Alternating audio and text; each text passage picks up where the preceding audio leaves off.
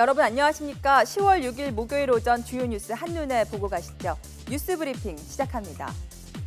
산타페와 아반떼 등을 생산하는 현대자동차 울산 공장 2공장의 생산 라인이 태풍 차바로 인한 침수 때문에 이틀째 멈춰 섰습니다.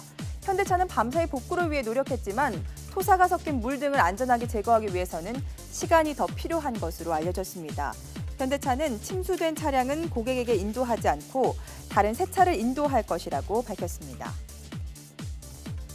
한국인의 유전체 서열이 거의 완벽하게 해독됐습니다. 서정선 서울대 의대 유전체의학연구소장과 국내 생명공학 기업 마크로전의 연구진이 이뤄낸 결과입니다. 국제학술지 네이처의 특집 논문으로 실렸는데 현존하는 인류 유전체 해독 결과 가운데 가장 완벽한 표준이라는 호평을 받았습니다. 한국인 체질에 맞는 신약 개발에 큰 도움이 될 것으로 기대됩니다. 주택용 전기요금 누진제가 부당하다며 제기된 소송에 대해 사법부의 첫 판단이 나옵니다. 서울중앙지방법원은 정모 씨 등 17명이 한국전력공사를 상대로 낸 전기요금 부당이득 반환 청구에 대해 잠시 뒤 10시에 선고를 내립니다. 첫 소송이 제기된 지 2년 2개월 만의 선고입니다. 전국 법원에서는 비슷한 소송이 6건 진행되고 있는데요. 유난히 더웠던 올해 전기요금 반환 소송에 참여하겠다고 신청한 시민은 지난 8월 10,000명을 넘어섰습니다. 어제 열린 국정감사에서 조한익 한국전력 사장은 전기요금 누진제 폐지에 동의하지 않는다고 말했습니다. 전기요금 누진제는 전기요금 과다 사용자 때문에 있어야 한다는 주장인데요. 다만 현재 누진 구간 6단계를 대폭 줄이고 각 구간의 전기요금 단가가 급격히 벌어지는 건 개선해야 한다며 올해 겨울 전에 개편안을 내놓겠다고 덧붙였습니다. 우병우 청와대 민정수석 아들의 의경보직 특혜 의혹과 관련해 이상철 서울지방경찰청 차장이 검찰에 소환돼 조사를 받았습니다. 검찰 특별수사팀은 이 차장을 참고인 신분으로 불러 우 수석 아들이 서울청 운전병으로 전출되는 과정을 추궁했습니다. 이 차장은 우 수석 아들을 추천받긴 했는데 누가 추천했는지는 기억이 나지 않는다며 우 수석 개입 의혹을 부인한 것으로 알려졌습니다.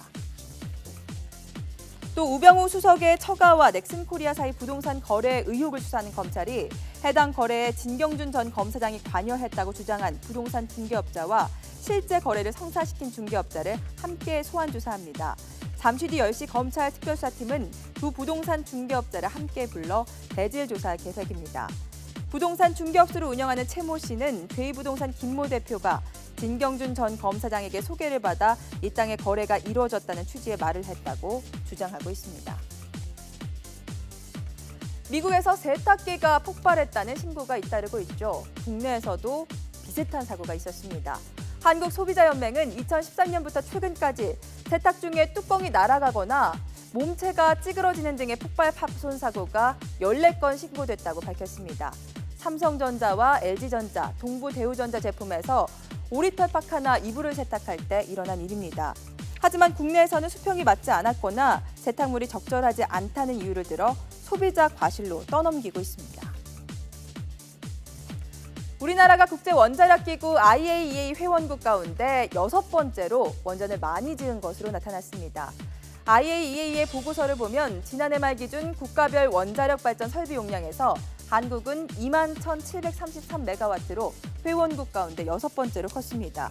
특히 1985년 이후 30년 사이 원전 설비 용량이 489%가 늘며 체코에 이어 2번째로 높은 증가율을 기록했습니다. 늑장 공시 의혹을 받고 있는 한미약품, 그 내부 정보가 카카오톡으로 유출된 정황이 드러났습니다. 금융위원회 자본시장조사단은 한미약품 기술 수출 취소 정보가 공시되기 전에 카카오톡 같은 SNS를 통해 퍼졌다는 제보를 받아 사실 여부를 확인하고 있습니다. 조사단은 임직원 휴대전화상의 SNS 대화 내용과 통화 내역에 대한 분석에 들어갔습니다. 금융당국은 앞으로 기술 이전 관련 사항은 공시를 의무화하는 방안을 검토하고 있습니다. 현재는 기술 이전이나 특허 등에 관련한 사항을 상장기업의 자율적 판단에 따라 다음 날까지 공수할 수 있는데요. 앞으로는 의무 공시로 바꾸는 방안이 추진됩니다. 거장이 돌아왔습니다. 한때 은퇴까지 생각했던 바이올리니스트 정경화 씨가 15년 만에 가을의 대곡으로 돌아왔습니다. 박신윤 기자입니다. 한국 바이올린계의 살아있는 전설로 통하는 바이올리니스트 정경화 씨. 기자들 앞에 나서는 모습은 젊은 사람들보다 더 활기가 넘칩니다. 15년 만에 자신의 연주를 담은 앨범을 소개할 수 있다는 사실이 자신도 믿기지 않는다며 소감을 밝혔습니다. 행복해요. 행복하고 감사합니다.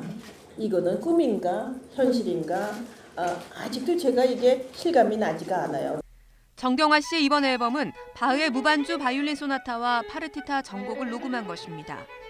연주 시간만 2시간이 넘고 오롯이 바이올린만으로 바흐의 음악 세계를 표현해야 해 연주자들에게는 마치 에베레스트 산을 등정하는 것 같은 난이도 높은 곡으로 여겨집니다.